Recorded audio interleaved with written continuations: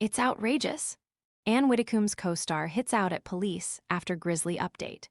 TalkTV presenter Julia Hartley-Brewer has hit out at the Cornwall and Devon Police Force following the latest grisly updates surrounding Ann Widdecombe's death. The former MP was found dead at her home in Haytor on Dartmoor, Devon, on July 9, having suffered visible injuries. A brief hearing at Exeter Coroner's Court heard on Tuesday, July 21. Prosecutors later told Westminster Magistrates Court that the politician was hit on the head with a hammer 21 times at her home on July 8. She was found by her gardener lying face down on her kitchen floor with a serious head injury, the court was told. An unlocked iPhone 14 for just $299? This renewed 128 gig model gives you a vivid OLED display, 5G, and the freedom to choose your carrier. Want to check today's Amazon deal? Scan the QR code now or visit grabdeal.us/6 before it's gone. Joshua Carey, 28, from Rotherham, South Yorkshire, appeared at Westminster Magistrates Court over the death of the Reform UK minister. How incompetent are they? Julia Hartley-Brewer and Benedict Spence criticized the police for their messaging over the death of Ann Widdecombe. The police were investigating if she had a fall when they had CCTV footage. At Julie H. Bone at Benedict Spence, pic.twitter.com/KEA578ZP7E. On Wednesday, July 22, the 58-year-old broadcaster welcomed commentator Benedict Spence onto the show to discuss the latest development in the case. She began, "We've got to talk about what the hell is going on with the police.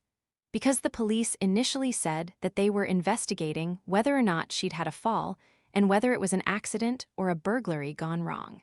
The idea that anyone thought that finding a woman on the floor of her kitchen with a half-eaten lunch with her head having been hit by a hammer 21 times, that it might have been a fall is preposterous. Were they lying to us, or are they really that stupid?" Mr. Spence agreed. "That's the problem, and it almost doesn't matter which, because either is horrific.